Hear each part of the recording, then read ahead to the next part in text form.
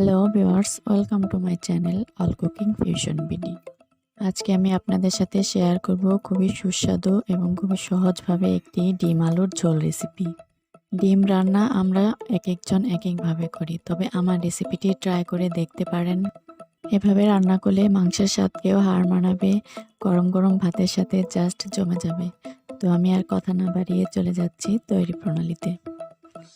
এজন্য প্রথমে আমি একটি কড়াইয়ে 1 টেবিল চামচ পরিমাণ দিয়ে দিচ্ছি সয়াবিন তেল।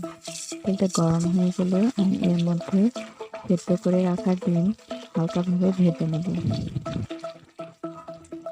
ডিমগুলো হালকাভাবে ভাজা হয়ে গেলে আমি এগুলোকে একটি বাটিতে নামিয়ে রাখবো। এরপর কড়াইয়ের ওই তেলে আমি আগে থেকেই সেদ্ধ করে কেটে রাখা আলু ভেজে নেব। আমি খুব বেশি ভাজবো না, জাস্ট হালকা করে ভেজে নেব।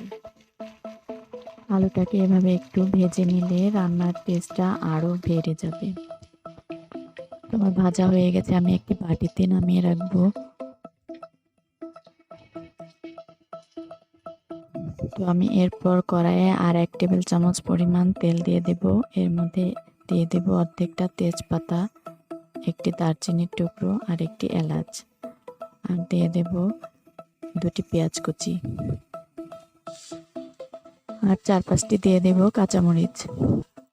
আদা রসুন বাটা দিয়ে দেব হাফ চা চামচ, লবণ দিয়ে দেব স্বাদ মতো, দিয়ে খুব ভালোভাবে নেড়েচেড়ে কিছুক্ষণ ভেজে নেব।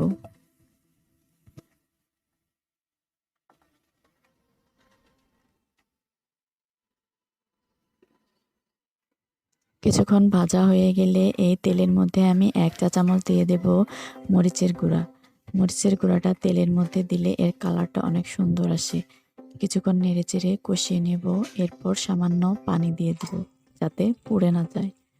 এরপর আমি দিয়ে দেব হাফ চা চামচ ধনিয়া গুঁড়া, হাফ চা চামচ হলুদের গুঁড়া,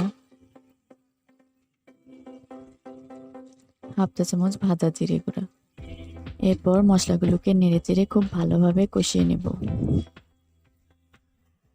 মশলার গা থেকে যখন তেল ছেড়ে দেবে সেই পর্যায়ে আমি এর মধ্যে আগে থেকে যে আলু ভেজে রেখেছিলাম সেটা দিয়ে দেব,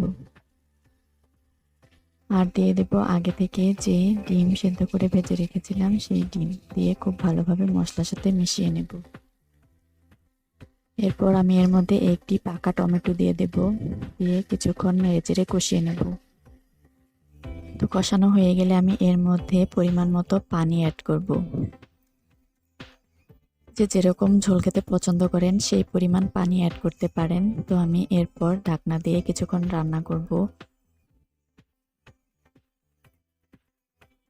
কিছুক্ষণ পর ঝোলটা কিছুটা শুকিয়ে আসলে আমি এর মধ্যে সামান্য পরিমাণ চিনি দিয়ে দেব টেস্টটা ব্যালেন্স হওয়ার জন্য, আর দিয়ে দেব 2-3টি কাঁচামরিচ, দিয়ে আমি ঢাকনা দিয়ে কিছুক্ষণ রান্না করে নামিয়ে নেব।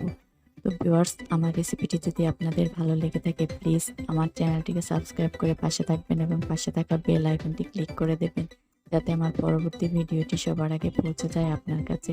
আর যারা আমার চ্যানেলটিকে সাবস্ক্রাইব করে আমার পাশে আছেন তাদেরকে অসংখ্য ধন্যবাদ।